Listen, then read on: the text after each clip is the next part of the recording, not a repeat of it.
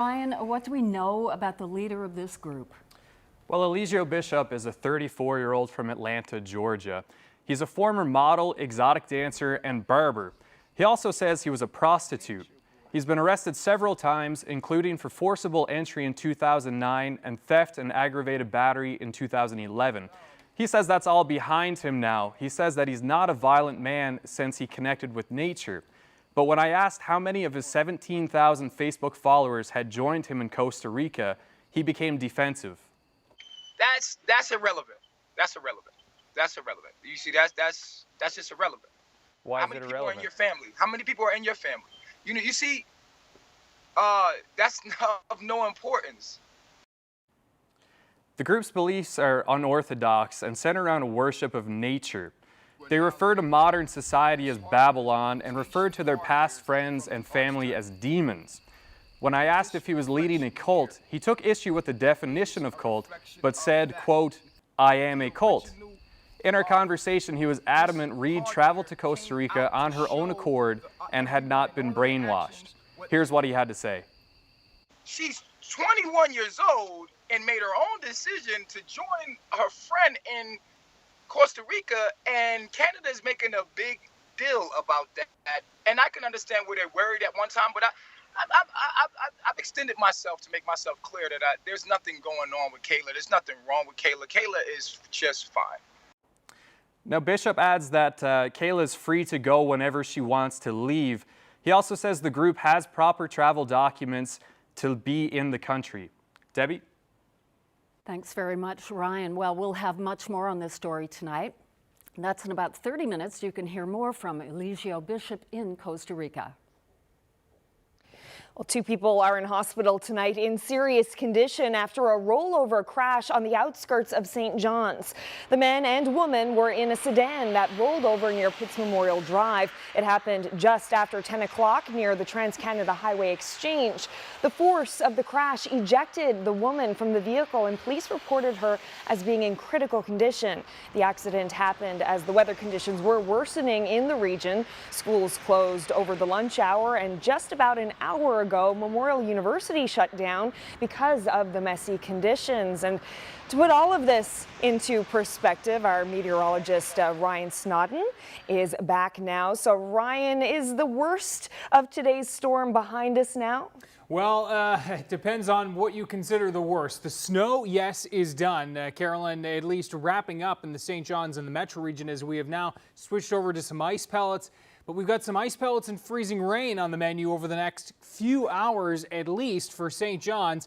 And as we take a look at the satellite, you can see things clearing out nicely on the west coast. But here in the east, again, when you see those purples starting to mix in here for the metro region across to the northeast Avalon, that is where we're going to be seeing that ice pellet mix for the next likely 2 to 3 hours. Freezing rain for the mid to late evening, and then finally we'll get over to some rain through the overnight hours. And again, the northwest Avalon, Clarenville, Bonavista Vista will continue to see snow through this evening, and then finally we'll kick this mess of snow and ice pellets out through the overnight. But that is round 2 coming in through the overnight and in through the early morning hours of Tuesday. And guess what? More freezing rain and rain with that, particularly for the west, central and western parts of the island. So round 1 will move out, but round 2 right back in again. We'll break it all down in full detail with the timeline through Tuesday in just a few minutes. Debbie? Thanks, Ryan. Well, there's no word tonight on the cause of this house fire in Conception Bay South.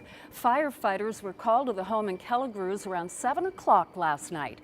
The house was heavily damaged. A car parked in the attached garage was destroyed.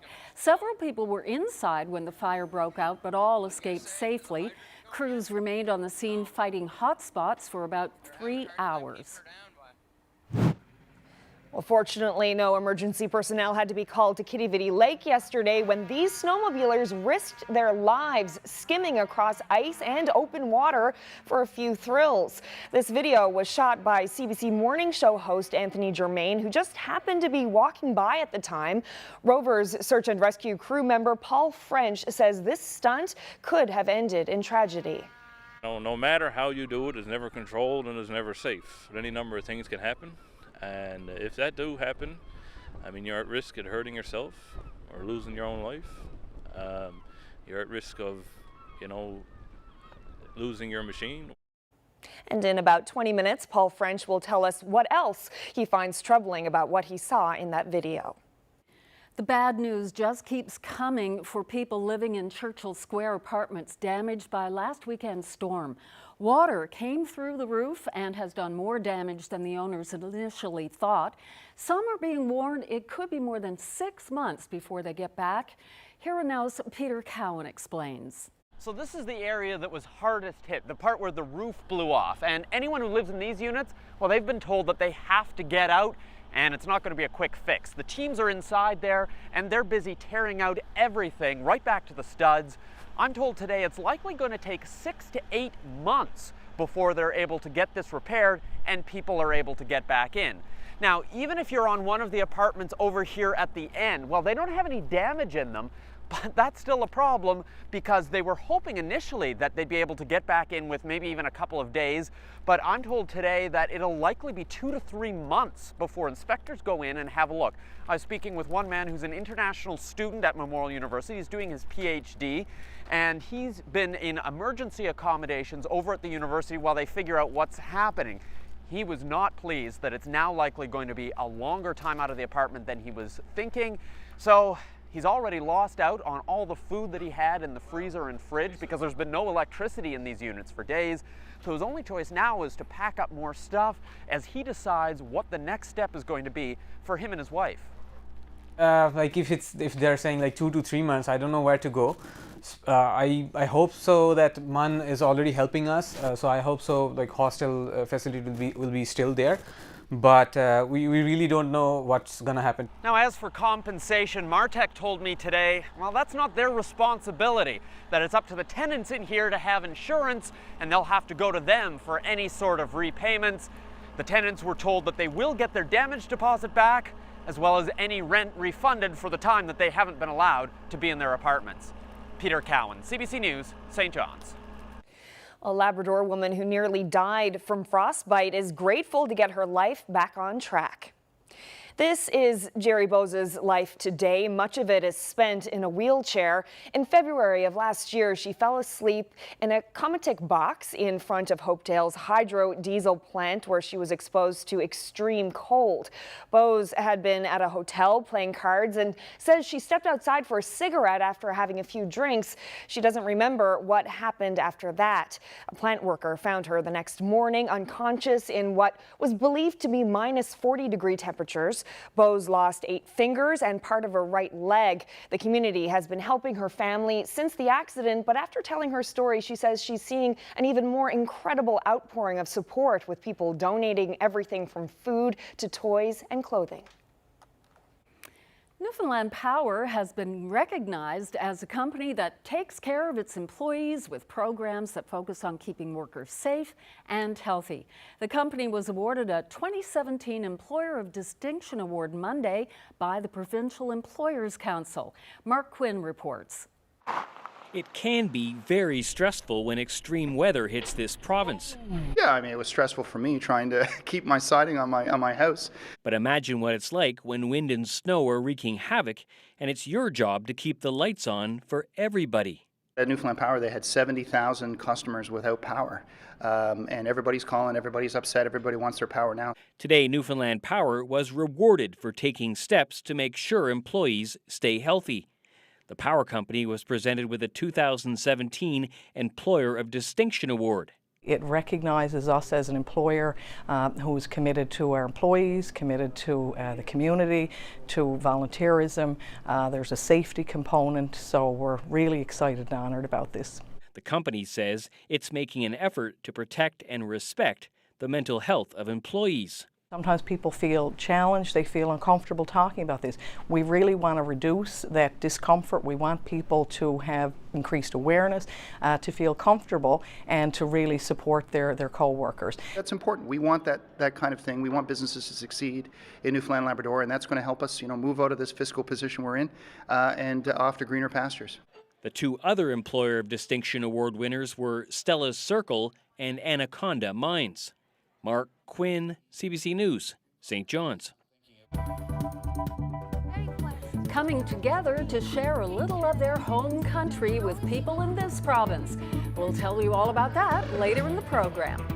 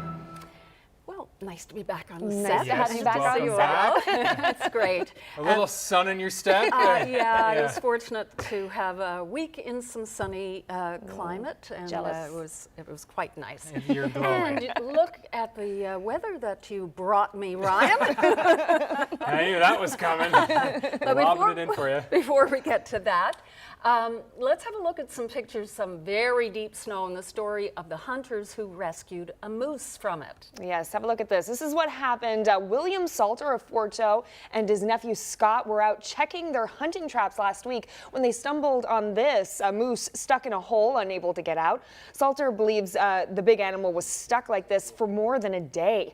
He says it kept on trying to get up on the ice but kept falling back in exhausted. Oh, how terrifying for it. But as you can see, this was in about 2 feet of water. Salter says when they realized that the moose was in trouble, he got a shovel, started trying to dig it out, and when that didn't work, he got the rope, and he worked it around the animal's waist, started pulling on it until the moose was able to get enough of a grip to haul itself out. Wow. And look at that, he's steady Nice. on his legs there finally. Yeah, so proof there. Newfoundland and Labrador hunters have big hearts. So certainly when an animal is distressed like that, Good on nice them. to see.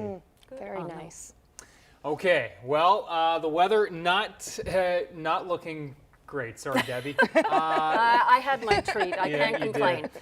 So again, it's kind of round one that's been working through today. The snow, the ice pellets, and now over to some freezing rain even already for parts of the Avalon. It's more freezing rain to rain for the Avalon Peninsula tonight. We still have the snowfall warnings in effect for the Northwest Avalon, Clarenville, Bonavista, Terra Nova, and Conegra until this snow departs, and then those warnings will be dropped. The rainfall, so those are the snowfall warnings that will be dropped. The rainfall warnings for the south coast, the freezing rain warnings, and the winter storm warnings for both the northwest part of Newfoundland and southeast Labrador, that's for round two that moves in tonight and through the day on Tuesday. And not going to be pretty for especially central parts of the island. So you can see where that snow is starting to taper off. In case you missed it earlier, I'll zoom in and show you the radar in just a second. There's the center of the low, still well to the south, and so a lot of moisture still to come in from the south with this system. Again, the west coast has been clearing out quite nicely, and that snow will continue to depart over the next 5-6 hours. By the time we get to midnight, that snow, the ice pellets, and this freezing rain will start to work out, but holding hands with that next round that's going to be moving in from the south. And there is a live radar shot at 6:15. You can see where in the purple the ice pellets starting to, especially through the northwest, the northeast Avalon. Wouldn't be surprised if we're already seeing some ice pellets mixing in for you folks over the northwest Avalon. Clarenville, Bonavista will likely see a bit of mixing as well. And then round two, as I mentioned, rolls in tonight. I'm going to step off the screen, let you absorb that graphic. You can see where everybody's going to have a little taste of freezing rain and then some rain, especially for the south and the east. 20 to 30 millimeters for those areas under the rainfall warning, 10 to 20 millimeters for St. John's and the metro region. Amounts drop off as you work your way up the northeast coast. It's the areas in pink from Gander, Grand Falls, Windsor, towards the Green Bay, White Bay area. This is where we're looking at the heaviest amounts of freezing rain for tomorrow, and then it's back to some snow. The west coast will also see a bit of freezing rain, but it's primarily a snow event, and upwards of 10 to 20 centimeters from Corner Brook up through the northern peninsula and into southeastern parts of Labrador. So by 11 p.m., again, the bulk of that snow action starting to depart. Still some lingering freezing rain for the northeast Avalon, and then that push of warmer, slightly warmer air will come in. East-southeasterlies will have our temperatures up to around 1 or 2 degrees in the morning. Likely still some icy patches out there, so do be mindful of that and take care for you early morning risers. And then the temperatures will continue to rise. Central Newfoundland will continue to see that freezing rain starting to push in for tomorrow morning. It's a quiet start for your morning outlook for the west coast and up to the northern peninsula and most of Labrador with a quiet start as well. We'll walk you through your timeline then, 7 a.m. and note the freezing rain that will continue to push up into central parts of Newfoundland with northeast winds. It's RDF, fog patches at times on the thick side for eastern Newfoundland. By noon hour, still looking at freezing rain backing into the west coast, and then it's a mix over to those periods of snow. And then central Newfoundland, those areas that have been looking at the freezing rain will change back over to snow for later tomorrow afternoon into the evening and overnight. So a whole messy mix there, and you can see southeastern Labrador into that snow and wind as well, hence the winter storm warning. So temperatures, yeah, big contrast tomorrow, 3, 4, 5, 6 degrees. Gander should get up to 3. Again, riding the freezing mark through central, through the Humber Valley, and will remain below freezing for the west coast up towards the northern peninsula where this stays mostly snow. And there's that snow as far west as Gander. Few flurries in Happy Valley, Goose Bay. Bright and not bad, minus 15 from the north to the west. That's your forecast. Long-range details are still ahead, Debbie. Thanks, Ryan. Well, new revelations tonight in CBC's ongoing investigation into the pressures bank employees are under to sign up customers for products and services they may not need or risk being fired. Now, workers inside the big bank's call centers have told Go Public that no matter why a customer calls a bank's hotline for help or even technical support, employees are under pressure to make a sale. Erica Johnson has the latest. Welcome to TD Canada Trust Easy Line. All the big banks have them, call centers for customers who need help with anything from online banking trouble or help with a bill discrepancy to a compromised credit card. But now, call center employees tell Go Public they face the same pressures to upsell customers as their branch colleagues recently revealed. I feel bad. I feel bad for what they're making me do. In emails, past and present call center employees for TD, RBC, BMO, CIBC, and Scotiabank say they can be fired if they ignore prompts on their screens when a customer calls, listing off products to sell. I had to use them. I was actually measured on if I used those or not, like if I actioned them or not. An RBC call center employee says the pressure to sell stressed her out so much she quit. I feel like I'm not really helping my clients. I'm making their life like not easier but more difficult sometimes because I made them into more debt. A former CIBC call center employee says she was pressured to lie to customers. If I didn't say the right words, her manager made sure I put my client on hold and coached her, saying, "Sell to them or you will lose your job." It all points to the need for better whistleblower protection, says this public policy researcher. Good people, honest people, are being forced into impropriety in order to put food on the table. And that is not a workable work condition. It's not right. RBC, TD, BMO, and CIBC all told Go Public they value the relationships they have with their customers. Several of the big banks have whistleblower hotlines, but bank employees have told Go Public they fear those calls wouldn't be anonymous. Erica Johnson, CBC News, Vancouver. Well, snowmobiling on snow makes sense, but on open water? This was the scene at Kitty Vitty Lake on the weekend. After the break, we'll ask how much of a risk these drivers are taking.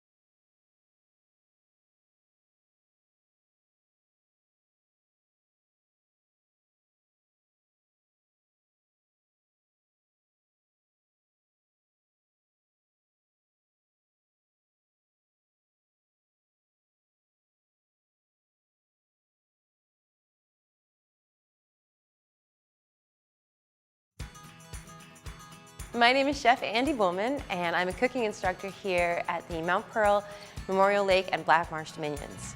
Dominion has always been a proud supporter of the Community Food Sharing Association, so I'm really excited to be a part of Tasty Tunes. I made some sweet potato biscuits, then I piped goat cheese on top. On top of that, I put some diced beets. Then we had a little bit of parsley and lemon zest, and we have a walnut crumble off to the side, and it is really delicious.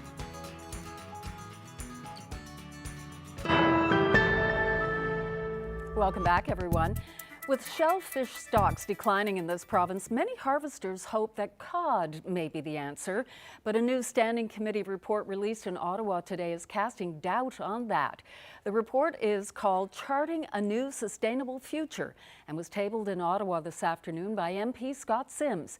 There are 10 recommendations for the federal government. Here now's Jeremy Eaton's been looking into this. He's joining us now live. So Jeremy, what's in this report? Scott Sims says the northern cod stock is still in a critical stage, but the report highlights that there has been some growth, but it's still not ready for a full-fledged commercial fishery. And politicians in Ottawa hope this report will help get it there. Sims and his committee hope science can help with that. Now, the report cites a decline in DFO's budget and human resources affecting its ability to monitor the northern cod. Now, one of the main recommendations is that instead of doing a survey of cod stocks every 3 years, Sims wants that to happen every year. Now here is a little more of what he had to say to the media not too long ago in Ottawa. We also talked about more scientists being involved, which the government has addressed to some degree, and we also want to see that continue. We want to talk about control of seal populations. That too is also highlighted in the report, as was highlighted in several other reports. And a rebuilding plan, one specific that talked about best science, target reference points and timelines, carefully manage prey accessibility, such as capelin, as I mentioned earlier, and keep fishing at the lowest possible level to provide growth until it comes out of that critical level. Now that the report has been tabled in the House of Commons, it's now up to the government to see if it will invest in fisheries science. Thanks, Jeremy. That's here now's Jeremy Eaton reporting live.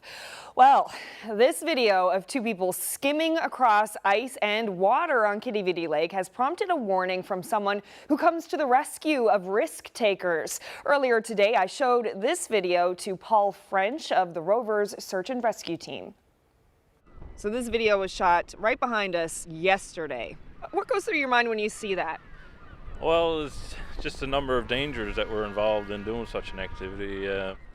I mean, there's any number of things that can happen when someone ventures out onto open water on a skidoo. And with the water temperatures right now, as everybody knows, hypothermia can set in pretty quickly. These are probably some of the coldest times of the year that the water can be. How cold do you think the water is right now? The water right now is probably sitting around 2 or 3 degrees right now. And what would that do to someone who goes into the water? The first would be a gasp. It's that initial shock of the cold water and trying to get your first few breaths. That's the biggest. The second would be hypothermia. We always call it the 1-10-1 principle. If someone should happen to go through the ice, whether it's ice fishing or in this case if you were on a skidoo and something happened, if you go into water, you have about 1 minute to control your breathing. If you can get through the 1 minute, you have 10 minutes of meaningful movement. So that means that if you can't get to safety, if you can't get to the edge of the ice or back to dry land within 10 minutes, you know, we always advise that it's better to stay where you're to and conserve your energy, because you're going to lose body temperature way quicker by exerting your energy.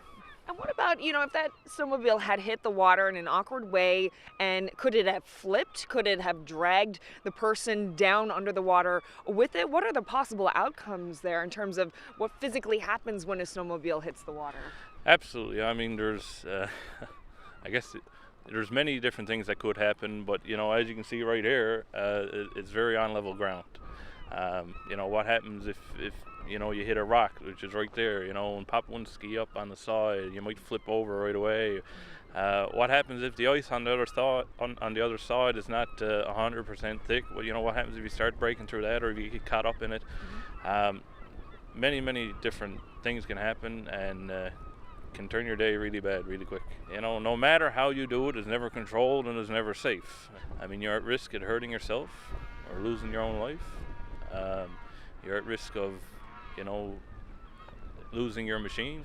You know, there's all kinds of oils and gases that are inside that machine. So what happens then? So then you got an environmental risk. And what about from a rescuer's perspective? When you show up on a scene like that, what do you have to go through to try to save someone who's gone in the water? In this instance right here, you know, someone would have to get in the water, swim out with a rescue board, get that person onto the board and swim back. And you're doing this all in a big boily suit, and you're going to exert a lot of energy. It's not easy. So it seems like those folks turned out to be kind of lucky yesterday. Absolutely, they were lucky, and we definitely asked them to stay on safe ice. All right, Paul French, thank you so much for coming out and speaking with us about this. No problem, Carolyn. Thank you. She is the happiest that, you know, she says she's ever been. After the break, we go back to Costa Rica to speak with the man a Corner Brook mother says is running a cult and keeping her daughter from returning home.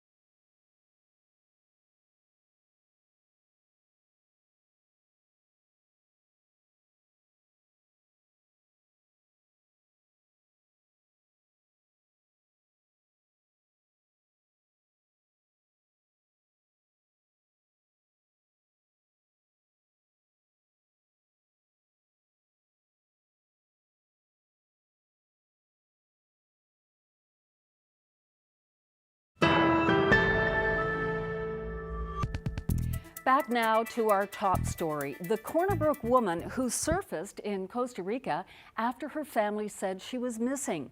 Kayla Reed left Corner Brook under the guise of attending a church conference in late February. Police closed the missing persons case after they contacted her in Costa Rica. Reed says she is not coming home. Here's part of what she's had to say recently in an online video. I'm really starting to get settled in here.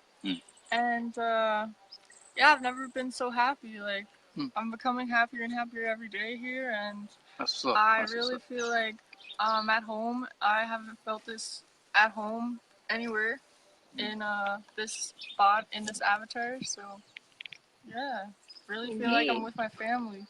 That's what's up. Family's frequency.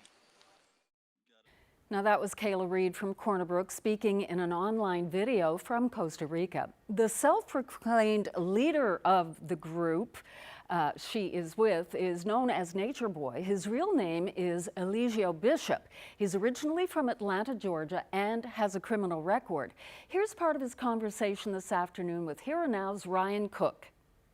I've always had this deep connection with nature. And basically with my life, I set out to pretty much set an example and live the example and be the example of how we should live. And what I realize is that we're not humans. We're not humans at all. We're an infestation. That's what we are. We're an infected. Hold on. We're an infection in the body, in our own bodies. That's what the earth realm is. Life. We are inside of our own bodies. Nature Each Boy. individual holographically. Go ahead. I want to talk about the girl that we know as Kayla now. How is she? Is she safe? Is she healthy? I don't know a Kayla. Sunray. Oh, Sunray, yes, she is healthy. She is beautiful. Oh my, Sunray is just. She is the happiest that she says she's ever been. And she's absolutely loving life. And she did a video recently on, we all encouraged her to go live so that people wouldn't be so worried about her. We all encouraged her to just go live and let people know that you're okay and speak your own mind and tell them what's going on, because she's actually afraid of the people that she ran away from. And I can't blame her, but I told her that, the police were calling, looking for her and stuff like that. And I was like, I made sure that she got in contact with the police station there in Canada.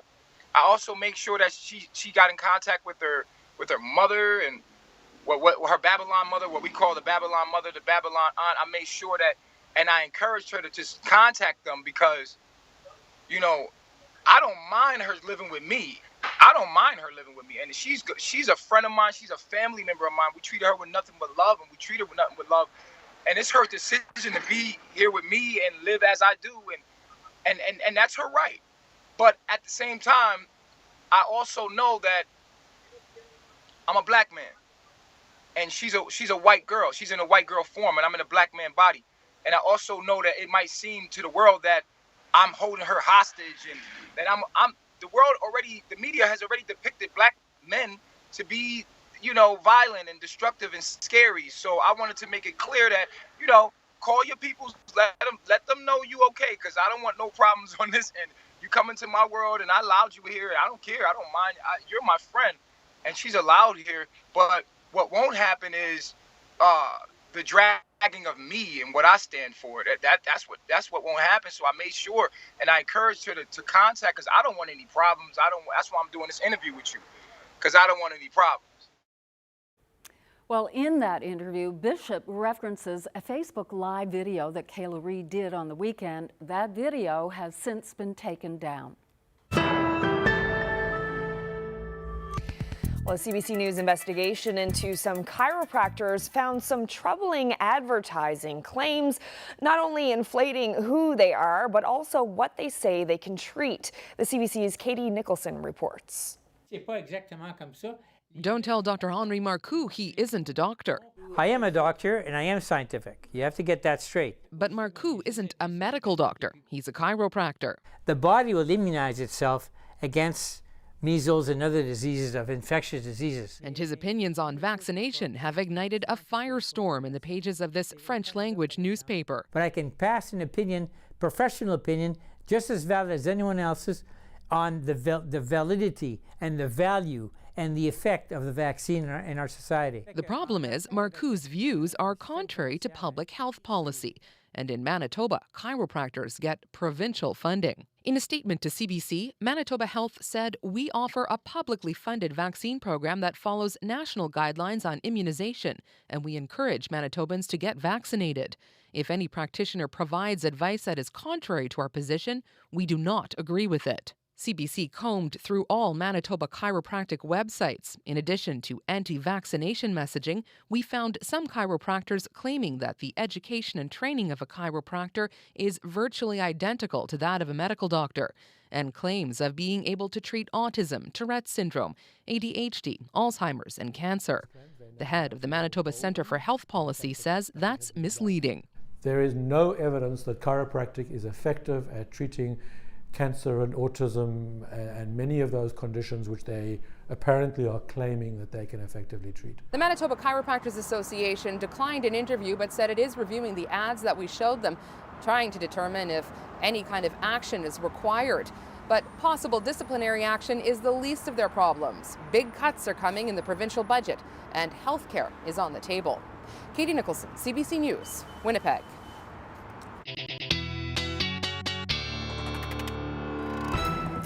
A little more video before we get to the big weather forecast. Yeah. Who knew that whales like to hang around these parts in the winter?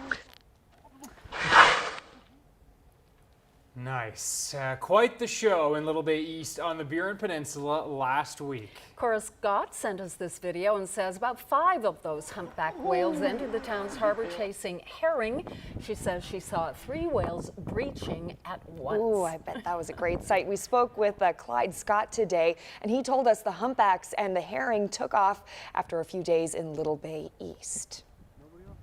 Good That's stuff. a treat for this time of year. Belly's full, I hope. Yeah, and you know, with social media now and everybody has a camera on their phone, we've been seeing quite a few pictures of whales this winter, but Jack Lawson always mentioning back to us that not unrare to have some whale sightings in the area from time to time. So most of us are just out on the water when it's more like summertime. Exactly. I guess that's it. And for good reason. And you won't want to be out on the water this evening as we take a look at this latest mess that's been rolling through: the snow, the ice pellets, the freezing rain. Again, still lingering over the northeast and eastern parts of the island, but that will depart only to have our second push of moisture, which is just starting to brew here, roll in tonight. And that will bring more freezing rain and rain. Rainfall warnings in effect for the south coast. The snowfall warnings, of course, will end. And then it's the freezing rain, the rainfall, and the winter storm warnings that are in effect for tonight,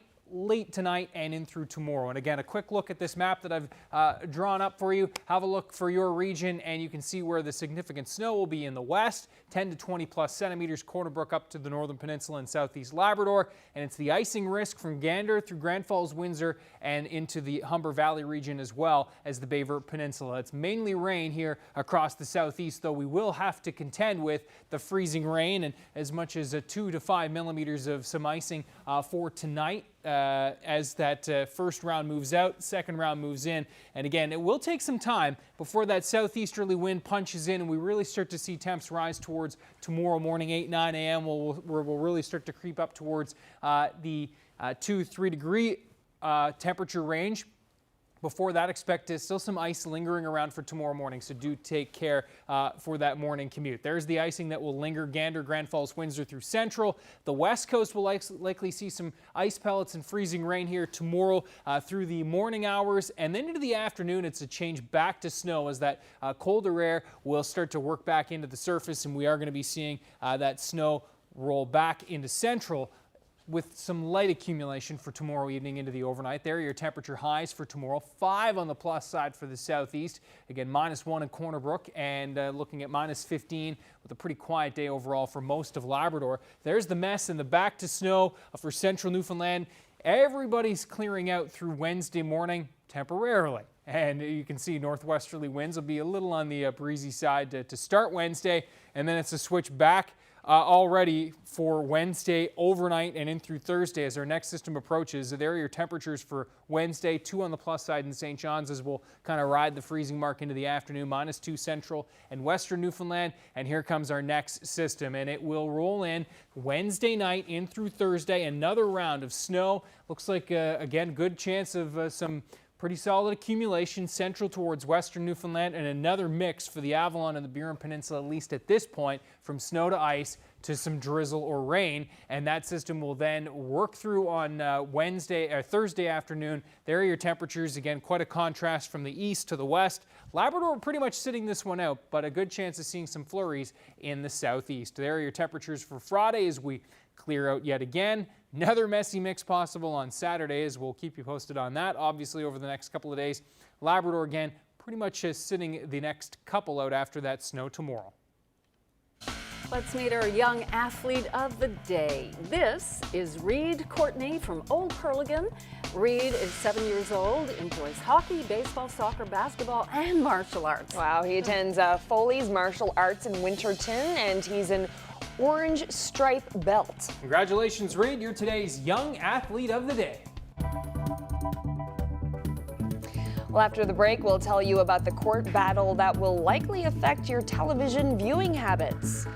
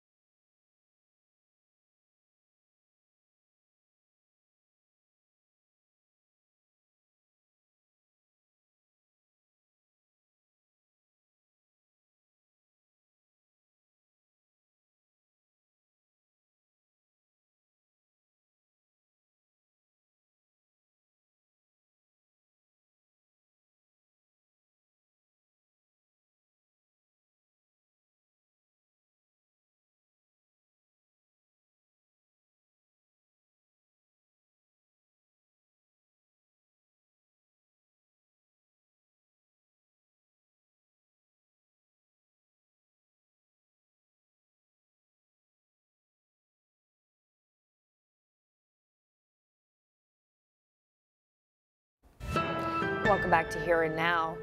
Police continue to hunt for a man accused of killing his 7-year-old stepson. Justin Kyer is also accused of stabbing a woman Friday in St. Catharines. The CBC's Magda Gabriselassie has the story.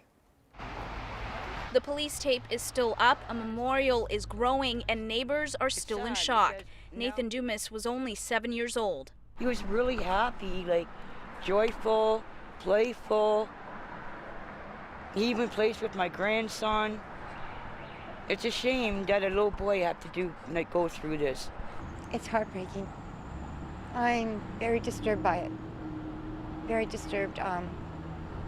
Police say he died at the hands of his stepfather, Justin Kyer.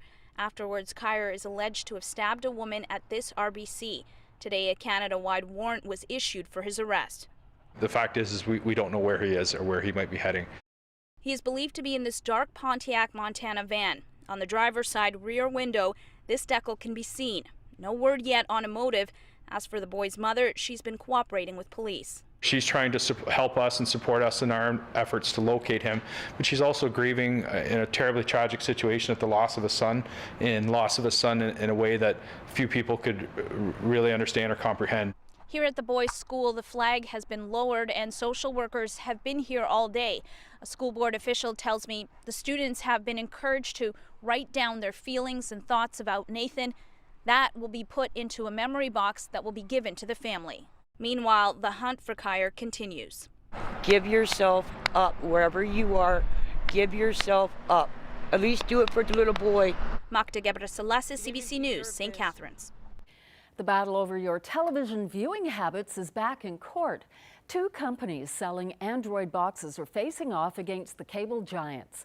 The legal dispute is over an injunction that stops Android box dealers from selling devices that stream pirated shows to viewers' televisions. Bell Media, Rogers, and Videodrone argue that the vendors have induced and authorized customers to engage in copyright infringement. The companies say there's no way to prove they're causing customers to watch pirated programs. The media giants won a temporary injunction in June. Now the defendants are appealing that injunction in this latest court battle. A pre-budget tradition has the finance minister buying a new pair of shoes, and today Bill Morneau showed off his new footwear. Each year, the finance minister, for reasons that I do not know, gets a new pair of shoes when they do the budget. So that's what I'm doing here today. We get a new pair of shoes that I wear on the budget day, and people pay a lot of attention to my shoes. The event was staged at a public school in Morneau's Toronto riding. The minister explained a simplified version of the federal budget process and then took some questions from the young crowd. The shoes were purchased by Morneau's daughter from an online retailer in Edmonton. They cost $250. The head of the FBI has confirmed there is an investigation into Russian meddling in the U.S. election. James Comey testified at a hearing before the House of Representatives Intelligence Committee. He gave few details. All I can tell you is what we're investigating, which includes whether there was any coordination between people associated with the Trump campaign and the Russians. The Republican chair of the committee says he's seen no evidence of any collusion between the Trump team and Russia. In his testimony, Comey dismissed allegations from Donald Trump that President Barack Obama ordered a wiretap on his campaign headquarters. No president could do that, he said. Widespread flooding and mudslides in Peru are creating a desperate need for clean water. The country's capital, Lima, has been without water service for more than a week. Heavy rains have overwhelmed many drainage and water treatment systems. At least 75 people have been killed and more than 260 others injured since the floods began. And more than 100,000 people have suffered property damage. Billionaire philanthropist and former banker David Rockefeller has died. Rockefeller was the grandson of Standard Oil co-founder John D. Rockefeller and eventually the guardian of the family fortune. He was an influential figure who met several Canadian prime ministers over the years. Much of his philanthropy was devoted to environmental conservation and the arts. David Rockefeller died of congestive heart failure at his home outside New York. He was 101. A new report shows Canada continues to be a pretty happy place. In fact, it's the 7th most happy place in the world. The new ranking of countries is part of the UN International Day of Happiness. Canada is actually down a spot from last year. Norway moved up 4 spots to take the happiest country in the world title. Denmark, Iceland, Sweden, and Finland rounded out the top 5. Coming together to share a little of their home country with people in this province. We'll tell you all about that right after the break.